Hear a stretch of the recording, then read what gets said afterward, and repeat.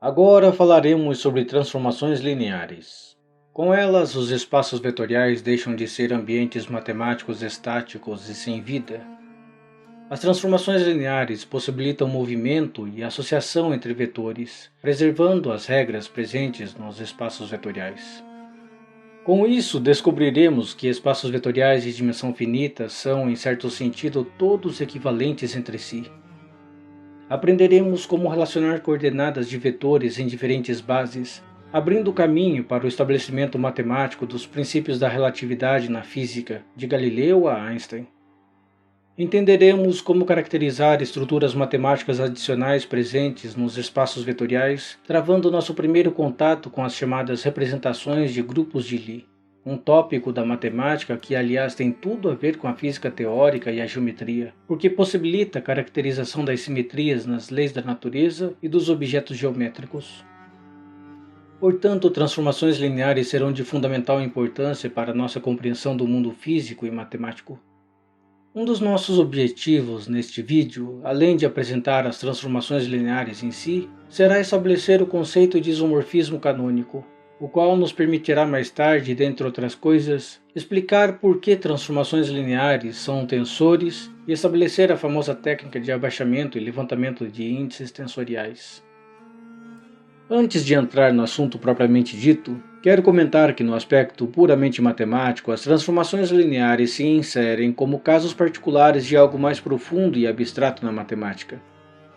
No grande quadro geral da matemática, conhecido como teoria das categorias, sobre a qual falaremos mais em um outro vídeo, sempre que definimos conjuntos com certas estruturas matemáticas especiais, buscamos pelas funções que preservam essas estruturas. Tais funções são chamadas genericamente por morfismos. Morfismos recebem nomes mais específicos a depender da estrutura considerada ou propriedades adicionais que possam ter. Por exemplo, na matemática moderna é comum nos depararmos com homomorfismos, isomorfismos, endomorfismos, automorfismos, etc. Agora, no caso particular, quando os conjuntos em questão são espaços vetoriais, os morfismos são chamados de transformações lineares ou homomorfismos lineares. E se estruturas adicionais estão presentes nos espaços vetoriais e são preservadas pelas transformações lineares, outros nomes são atribuídos a elas, como veremos adiante. Pois bem, vejamos então o que são transformações lineares. Dados dois espaços vetoriais V e W, uma aplicação T de V em W é uma transformação linear ou homomorfismo linear quando preserva a soma de vetores e o produto por escalar. A transformação da soma de vetores é igual à soma das transformações dos vetores. A transformação do produto por escalar é igual ao produto por escalar da transformação. Dessas duas propriedades percebemos imediatamente dois fatos que serão muito usados de agora em diante. Se T de V em W é uma transformação linear, então T leva o vetor nulo de V no vetor nulo de W. T é injetiva ou biunívoca, se e somente se T de V é igual a zero implica que V é igual a zero. A validade do primeiro item nessa proposição segue imediatamente da multiplicação por escalar como uma consequência óbvia. Para constatar a segunda afirmação, note que se T é uma transformação linear injetiva e U é um vetor não nulo, pela definição de injetividade segue que T de U é diferente de T de zero, que é igual a zero.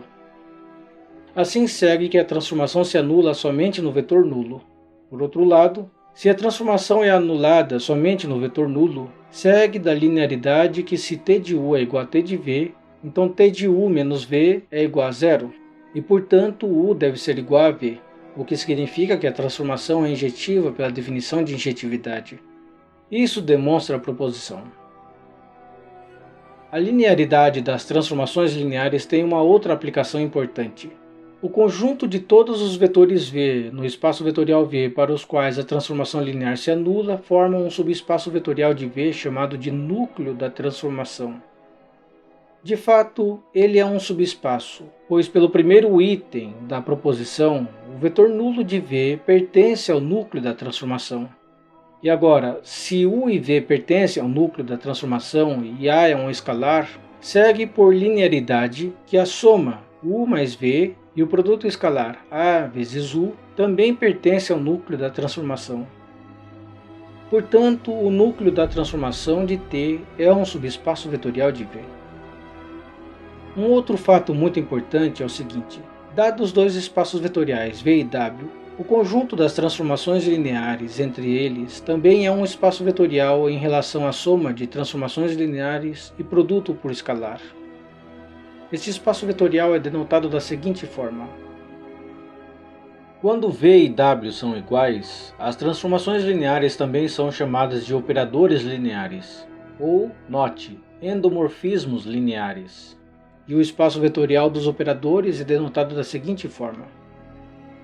Um caso particular importante que estará muito presente nas nossas discussões ocorre quando o espaço vetorial W é o conjunto dos números reais. Neste caso, as transformações lineares recebem o nome de funcionais lineares, ou covetores. E o espaço dos funcionais lineares é chamado espaço dual ao espaço vetorial V, e é denotado por V estrela. Este conjunto é particularmente importante porque, em certo sentido, é igual ao próprio espaço vetorial V. No futuro, os índices abaixados nos tensores estarão associados a este espaço. Agora, dados dois espaços vetoriais V e W, é fácil construir uma transformação linear entre eles, porque uma transformação linear fica completamente definida em relação a alguma base de V. Veja, fixada uma base em V, para cada vetor na base, escolhemos um vetor em W. De fato, isso é suficiente, pois se tomarmos dois vetores quaisquer em V, ambos podem ser escritos em termos da base de V. E é fácil ver que a aplicação definida pela correspondência satisfaz a propriedade de linearidade. Para ver que essa transformação é única, basta considerar uma outra transformação que possua a mesma correspondência. Aplicando essa transformação em um vetor arbitrário no espaço vetorial V, observamos a unicidade como consequência. Este fato que acabamos de ver é registrado na forma de um teorema. Vamos agora colecionar alguns exemplos simples e interessantes de transformações lineares para termos em mente visando vídeos futuros. O primeiro exemplo é a homotetia. A homotetia de razão A é talvez o exemplo de transformação linear mais simples com uma clara interpretação geométrica. Dado um escalar A, definimos em Rn o operador linear que a cada vetor V em Rn retorna o vetor A vezes V. A homotetia, neste caso, consiste no operador que preserva a colinearidade dos vetores pertencentes a uma reta passando pela origem gerada pelo vetor V. Ou seja, é uma transformação linear que deixa invariante o subespaço vetorial de dimensão 1 gerado pelo vetor V. No Rn, as transformações lineares são imediatamente caracterizadas por matrizes. De modo geral, se tomarmos os espaços vetoriais Rn e Rm e levarmos em conta suas bases canônicas, pelo teorema enunciado anteriormente, notamos que as transformações lineares entre tais espaços podem ser descritas por meio de matrizes com m linhas e n colunas. As matrizes das transformações relativas às bases canônicas. Como veremos em breve, tais matrizes se modificam de acordo com regras específicas se as bases forem diferentes. De qualquer forma, note que os vetores coluna dessas matrizes são imagens dos vetores da base canônica em Rn. Em particular, quando m é igual a 1, ou seja, quando estamos lidando com funcionais lineares em Rn, a matriz relativa à base canônica são matrizes linha com n entradas. Por outro lado, se n é igual a 1, as transformações lineares ficam inteiramente determinadas como vetores em Rm representados por matrizes coluna. Isso sugere a convenção natural de representar vetores em V na forma de matrizes coluna e vetores duais, os funcionais lineares, na forma de matrizes linha. Com isso, também vale a pena fazer a seguinte convenção sobre índices das coordenadas de vetores e funcionais lineares, e que será de grande importância no contexto dos tensores. Quando estivermos lidando com vetores, usaremos os índices superiores para as coordenadas, os quais remetem a linhas e matrizes. Quando estivermos lidando com covetores ou funcionais lineares, usaremos índices inferiores para as coordenadas, os quais remetem a colunas em matrizes. Outros exemplos interessantes de transformações lineares são as rotações em R2, as quais, quando reunidas em um conjunto, dão origem ao primeiro exemplo de grupo de Lie. As rotações são transformações lineares importantes na física e matemática porque são transformações do tipo que preservam a geometria e a física. No espaço R2, elas são operadores que a cada vetor retorna outro vetor rotacionado por um ângulo θ específico. A linearidade de tais operadores pode ser facilmente observada geometricamente. Agora, dado um vetor v cujo módulo é r e que forma um ângulo φ com o eixo x, sua imagem rotacionada no sentido anti-horário por um ângulo θ será o vetor cujo módulo é r e forma um ângulo φ mais θ com o eixo x. Usando as identidades trigonométricas de adição de arco para as funções seno e cosseno, concluímos que a transformação que gera a rotação θ é dada pela seguinte matriz. Aqui quero fazer uma observação de grande importância e que devemos guardar na memória. Repare que essa transformação age ativamente sobre o vetor v. Ela altera a posição do vetor no espaço em relação à base fixada.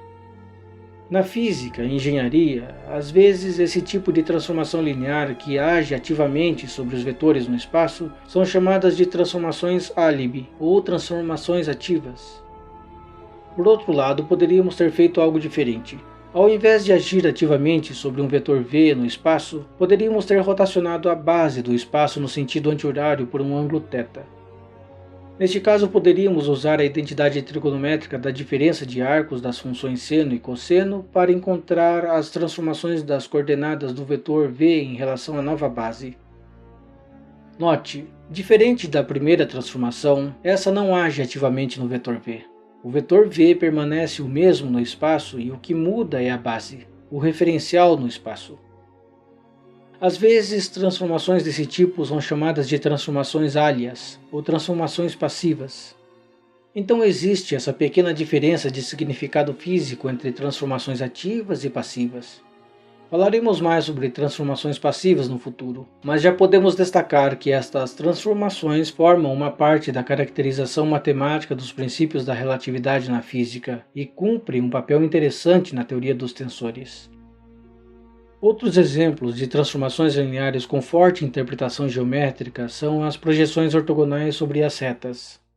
Se temos uma reta dada pela equação y igual a ax em R2, tal reta é um subespaço vetorial de dimensão 1 em R2 constituída pelos vetores dados pelo par ordenado x a x. Ou seja, trata-se do subespaço vetorial gerado pelo vetor 1a em R2. Assim, consideremos o operador P de R2 em R2 que a cada vetor v xy retorna o vetor x' a x', cuja extremidade é o pé da perpendicular baixada de v sobre a reta y igual a x. Como estamos diante de um triângulo retângulo, nada mais natural do que utilizar o teorema de Pitágoras para determinar x' em função das coordenadas do vetor v. Na geometria analítica segue a seguinte equação. Supondo x diferente de zero, podemos resolver a equação obtendo x' igual a x mais ay sobre 1 mais a ao quadrado. No caso em que o vetor x' é igual a zero, o vetor v está sobre a perpendicular à reta. E neste caso a equação se reduz a x mais a y igual a zero. E concluímos com isso que a expressão para x' em função das coordenadas de v funciona em todos os casos. Portanto, o operador ortogonal é um operador linear, cuja matriz na base canônica de R2 é a seguinte. Repare que quando A é igual a zero, o operador fornece a projeção dos vetores sobre o eixo x. Outro exemplo interessante e importante de operador que preserva a geometria é a reflexão. Ela é obtida através do operador projeção ortogonal. Considere a mesma reta de antes. Queremos obter a reflexão dos vetores em R2 em relação a essa reta. Analisando a geometria da situação, aproveitamos o operador projeção ortogonal já conhecido. Notamos que o vetor v mais o vetor refletido é igual a 2 vezes a projeção do vetor v sobre a reta. Assim, a matriz da reflexão em torno da reta em relação à base canônica de R2 é a seguinte, onde I é o operador identidade. Só por curiosidade e completude, nós também podemos considerar transformações lineares em espaços de funções. Por analogia com o primeiro exemplo, o exemplo das transformações de Rn e Rm, tomando os conjuntos de índices cujos elementos vão de 1 a n e 1 a m, vimos que os vetores de Rn e Rm podem ser escritos na forma de funções reais avaliadas nos conjuntos de índices. Também vimos que matrizes de M por N podem ser interpretadas como funções reais avaliadas no produto cartesiano dos conjuntos de índices. Assim, as transformações lineares T de Rn em Rm, representadas pelas matrizes relacionadas às bases canônicas, podem ser escritas da seguinte forma. O raciocínio por analogia aqui consiste na substituição dos conjuntos de índices por conjuntos mais gerais. A matriz da transformação linear se transforma em uma função definida no produto cartesiano dos conjuntos mais gerais. A soma sobre os índices é substituída por uma integral sobre o conjunto correspondente ao conjunto de índices de 1 a n. É claro que, mais uma vez, esse tipo de procedimento cria desafios técnicos para que tudo faça sentido. Se os conjuntos e as funções forem mal comportados, os operadores assim definidos podem não fazer sentido, e mesmo que façam, alguns teoremas da álgebra linear podem deixar de funcionar. Então estamos novamente no terreno da análise funcional aqui. No contexto da física matemática, operadores desse tipo costumam ser chamados de transformadas integrais. Elas são extremamente importantes por uma série de motivos, e vamos falar mais sobre elas em vídeos futuros. Mas, por exemplo, elas permitem traduzir certos problemas complicados envolvendo um espaço de funções para problemas mais simples em outro espaço de funções. Resolvido o problema simples no espaço-alvo, retorna-se com o resultado para o espaço original utilizando a transformada inversa. Um exemplo mais específico de operador linear sobre espaços de funções é o operador de derivação. No espaço das funções k vezes continuamente diferenciáveis, o operador de derivação pega uma função k vezes diferenciável e retorna uma função k menos 1 vezes diferenciável. Restringindo este operador ao espaço das funções polinomiais de grau n, que tem dimensão finita n mais 1, podemos escrever tal transformação na forma de matriz em relação à base canônica do espaço dos polinômios. Pois bem, agora que já temos alguns exemplos e um pouco de intuição geométrica sobre transformações lineares, vamos nos concentrar no tipo de transformação linear que será de maior interesse e importância nesta sequência de vídeos, os isomorfismos lineares. Estas transformações lineares são de grande importância porque através de isomorfismos lineares somos capazes de tratar espaços vetoriais aparentemente diferentes como se fossem o mesmo espaço. Acontece que dois espaços vetoriais ditos isomorfos não podem ser distinguidos por nenhuma propriedade definida a partir dos axiomas de espaço vetorial.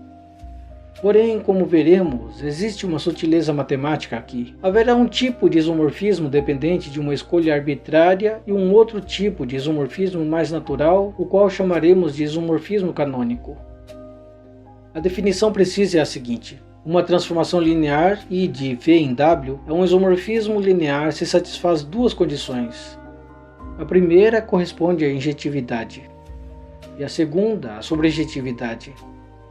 Nessas condições dizemos que o espaço vetorial V e W são isomorfos, ou que são iguais a menos de isomorfismo.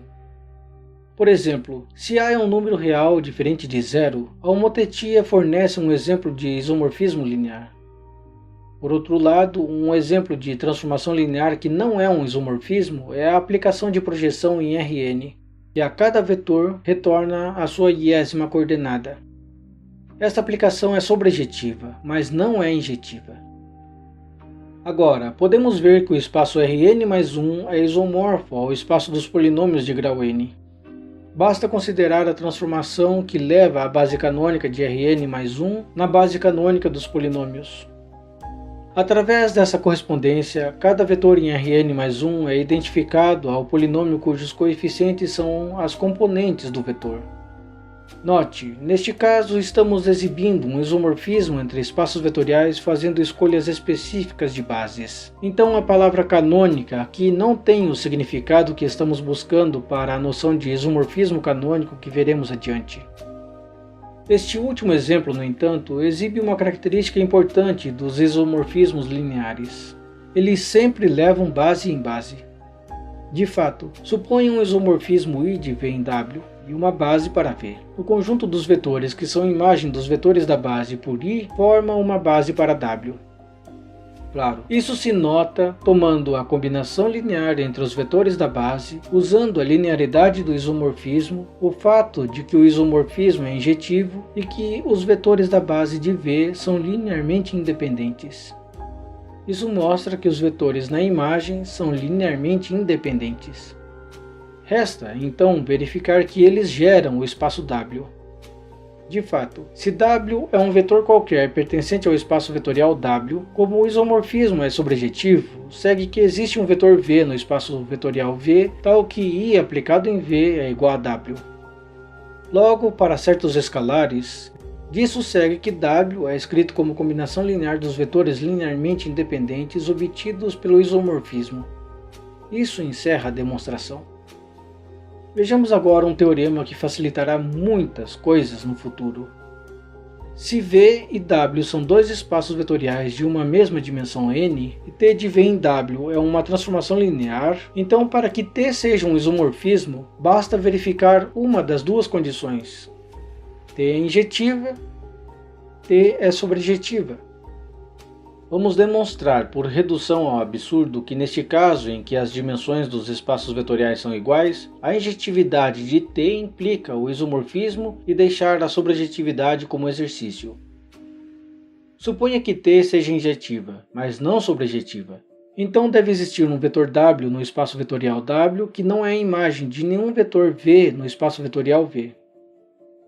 Se o seguinte conjunto de vetores é uma base de V, não deve existir escalares tais que W é dado pela seguinte combinação linear.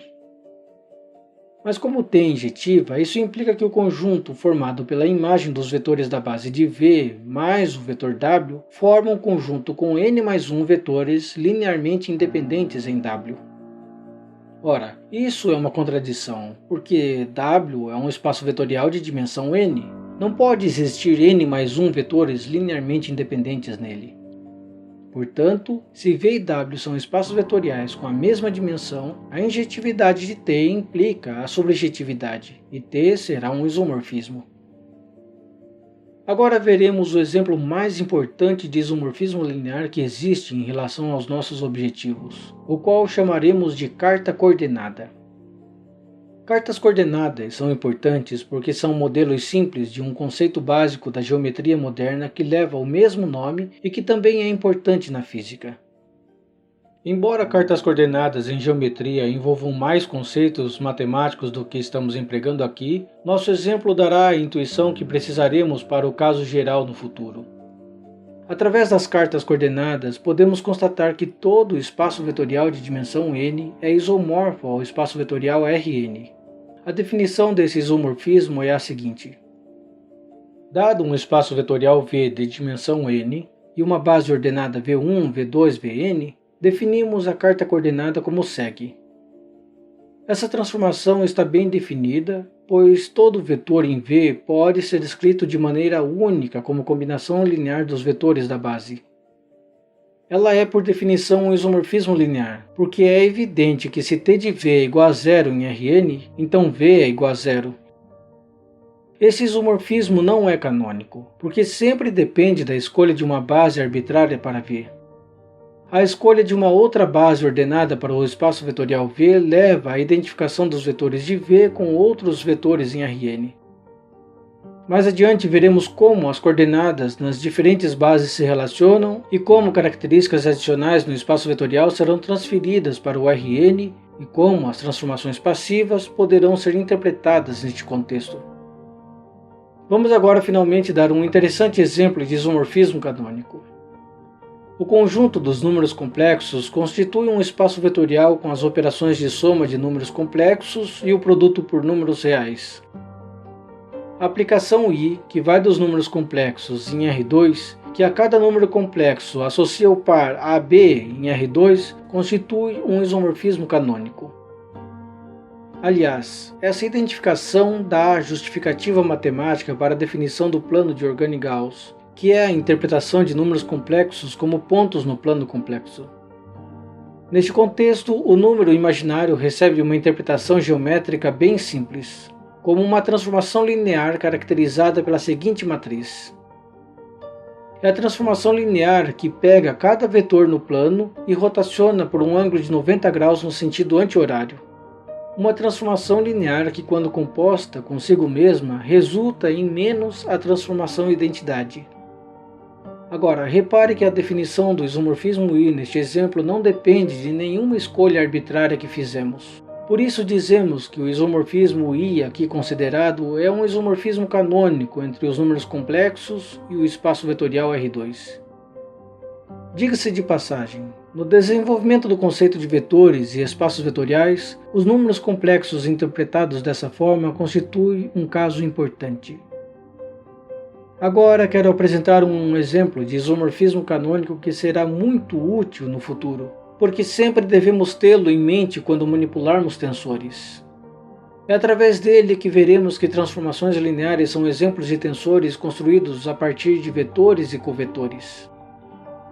Basicamente, após este exemplo, sempre que necessário, vamos interpretar vetores como funcionais lineares sobre o espaço dos funcionais lineares. Apresentamos anteriormente os funcionais lineares como elementos do espaço dual. Dado um espaço vetorial V, definimos os funcionais lineares de V como as transformações lineares de V no espaço dos números reais. Agora, se V tem dimensão n, o dual também terá. Para ver isso, basta tomar uma base V1, V2, Vn em V e então definir a base dual em V estrela pelos funcionais lineares que satisfazem a seguinte relação. Assim, a transformação que leva os vetores na base em V na base dual forma um isomorfismo entre os dois espaços. Mas note, este isomorfismo é não canônico, porque depende da escolha da base. Existe isomorfismo canônico entre V e V dual, mas nós só falaremos sobre eles adiante. Aqui nossa atenção se concentrará no isomorfismo canônico entre o espaço vetorial V e o chamado espaço bidual de V, ou seja, o espaço dual do espaço dual. Esse isomorfismo canônico é apresentado na forma de um teorema. O isomorfismo I aqui é definido de maneira bastante natural. A cada vetor V no espaço V, fazemos corresponder um elemento no espaço bidual que é um funcional linear IV, avaliado no espaço dual. Este funcional é o seguinte. A cada funcional linear f no dual, associamos a avaliação de f em V. É fácil ver que esta aplicação assim definida é injetiva. De fato, I aplicado em V igual a zero significa por definição que para todo funcional linear f no dual vale o seguinte. Agora, dado uma base no espaço vetorial V, um vetor V qualquer pode ser escrito como uma combinação linear dos vetores da base. Então, para qualquer funcional f aplicado em V, tem-se que f de V é dado da seguinte forma. Assim, considerando a base dual e tomando sucessivamente f igual aos elementos da base dual, concluímos que os coeficientes são todos nulos e, portanto, V deve ser nulo. Como o V e o bidual têm a mesma dimensão por definição, segue do teorema demonstrado anteriormente que V e o bidual são isomorfos. Como neste caso não houve escolha arbitrária na definição do isomorfismo I, tal isomorfismo é canônico. Assim, podemos sem qualquer ambiguidade interpretar a partir de agora vetores como funcionais lineares definidos sobre o espaço dos vetores duais. Fazemos isso sem qualquer problema do ponto de vista dos axiomas de espaço vetorial. Mas devo agora fazer uma observação importante. Matemáticos dizem que espaços vetoriais que possuem essa propriedade são reflexivos. Aqui está um exemplo de algo que funciona bem na álgebra linear, onde lidamos com espaços vetoriais de dimensão finita, mas que precisa ser estudado com cuidado na análise funcional de espaços de dimensão infinita. Essa propriedade é uma característica que não se estende imediatamente a espaços de dimensão infinita, porque neste caso os funcionais definidos a partir da base de V não formam uma base para o espaço dual. Como consequência, a transformação linear anteriormente definida entre V e o bidual não será necessariamente sobrejetiva, e o isomorfismo canônico entre os espaços não se mantém.